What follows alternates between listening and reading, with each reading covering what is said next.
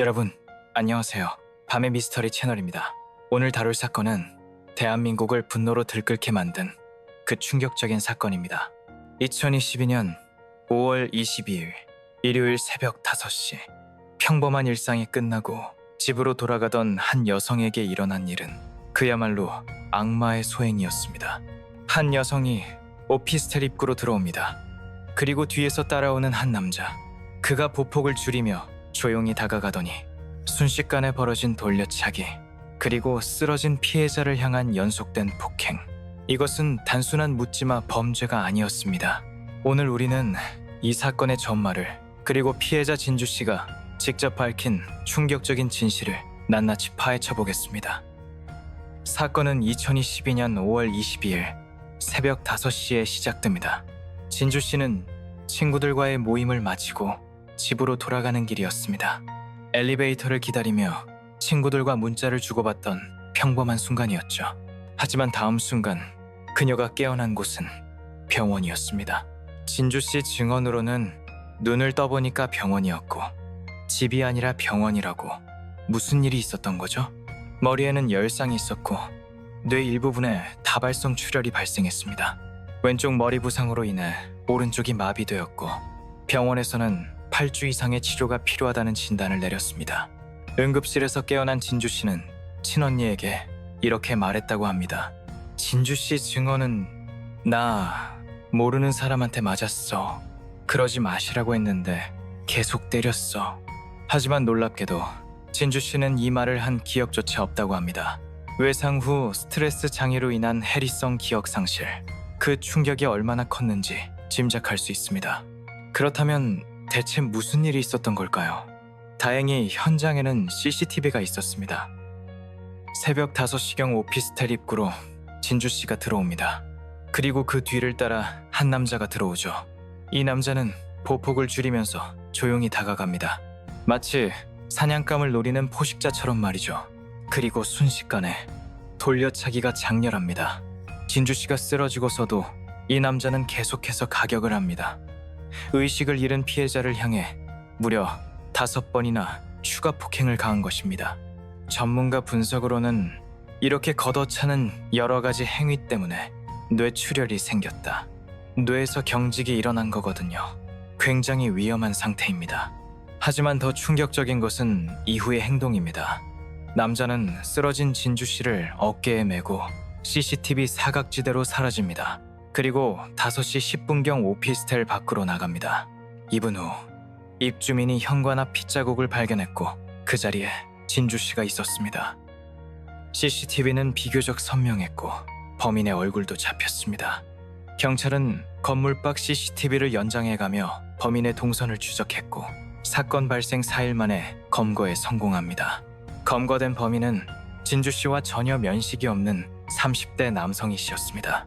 진주 씨 증언은 범인에 대한 얘기는 경찰한테 들은 게 아니라 뉴스 기사로 알게 됐어요.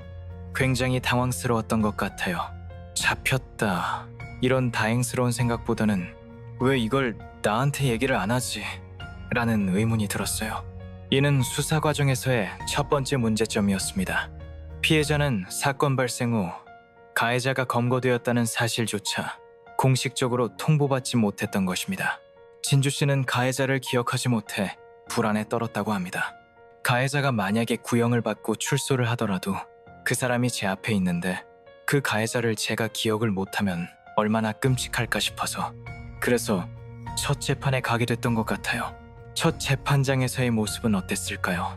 저도 너무 무서웠고 그래서 그날 처음 간 날에 모자를 쓰고 갔었어요. 경비가 저를 딱 잡더니 재판장 앞에서 모자를 쓰시면 안 된다고 하더라고요. 저 죄송한데 저 사건의 피해자다.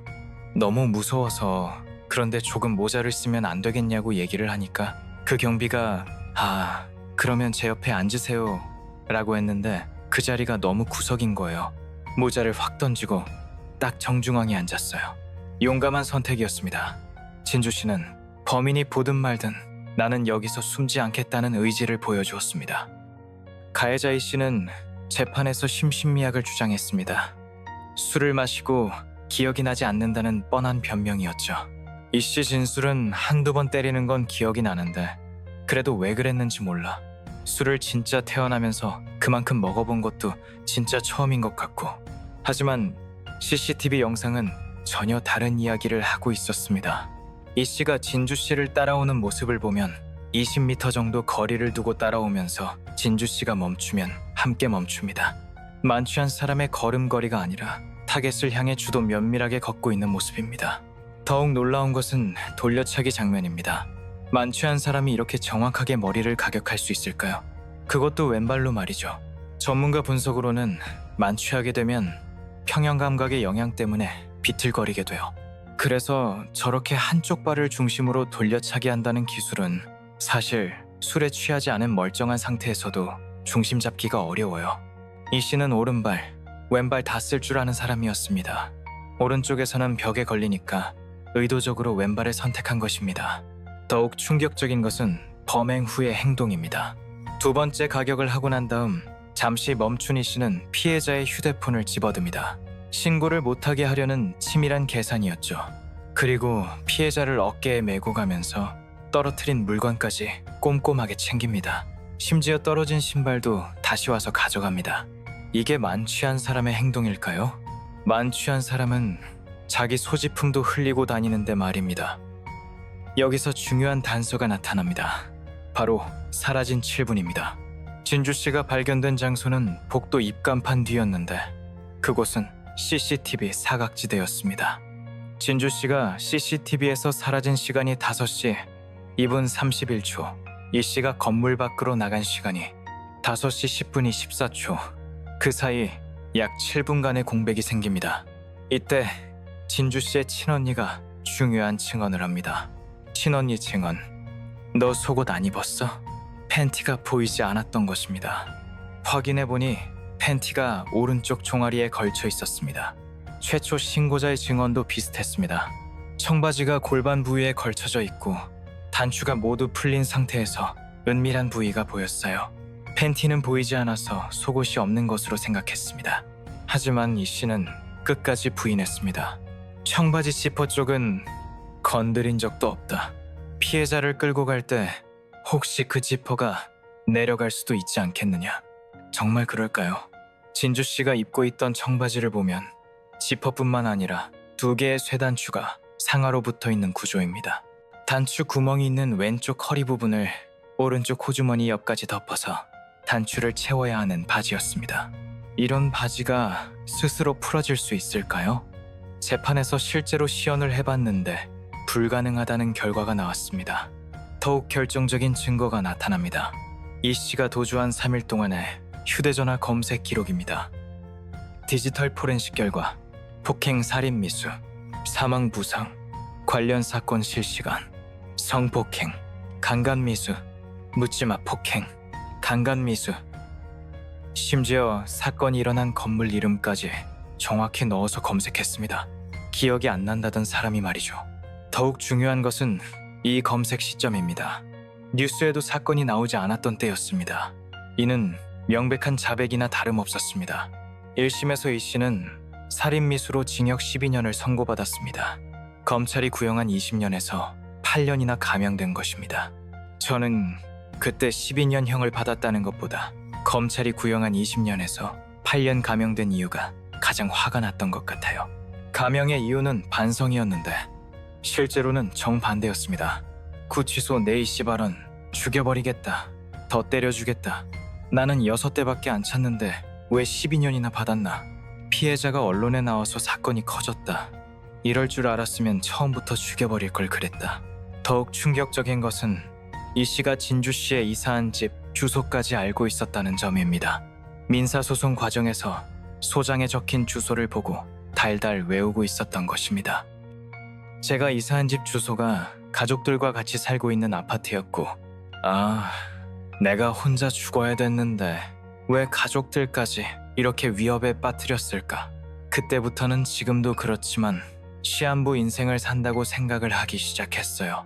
하지만 진주 씨는 포기하지 않았습니다. 캐리어에 8장의 재판 기록과 증거 자료를 넣어서 항상 들고 다니며 공부했습니다.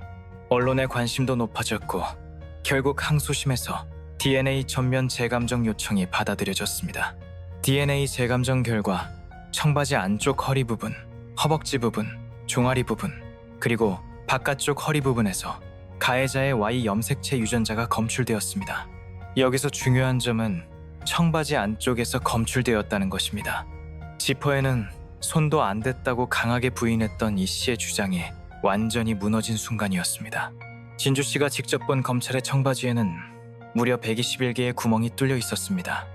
그만큼 정밀한 유전자 검사를 했다는 뜻이었죠. 진주 씨는 엄청난 성과라고 말씀드리고 싶지만 또 한편으로는 내가 성폭력의 피해자가 되는 거잖아요. 저도 모르게 신이 나 있더라고요. 내가 이걸 입증해냈구나 라는 생각에 기뻐하다가 근데 잠깐 내가 왜 이걸 기뻐하고 있지? 나 성폭력 피해자야.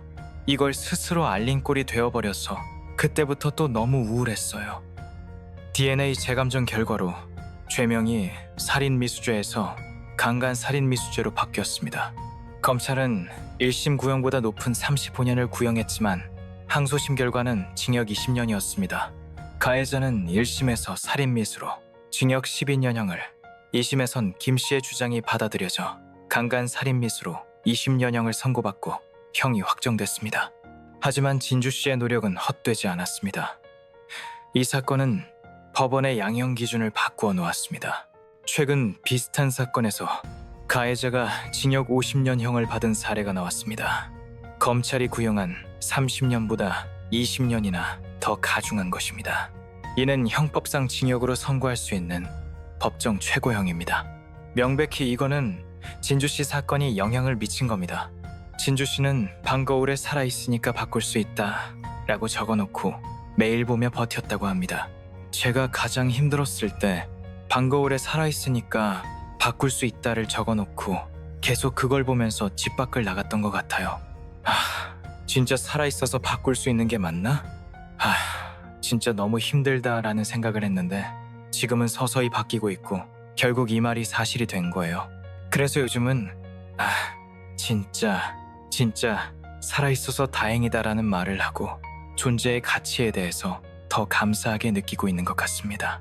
현재 진주 씨는 김진주라는 필명으로 작가가 되어 싸울게요. 안 죽었으니까 라는 책을 출간했습니다. 피해자가 남은 인생을 걸고 범죄 사실을 밝히려고 노력하지 않아도 되는 세상. 그런 세상을 위해 우리 모두가 관심을 갖고 목소리를 내야 할 때입니다. 오늘 영상이 도움이 되셨다면 구독과 좋아요 부탁드립니다. 여러분의 관심이 더 나은 세상을 만드는 힘이 됩니다. 다음 주에도 더욱 흥미진진한 미스터리로 찾아뵙겠습니다. 지금까지 밤의 미스터리 채널이었습니다.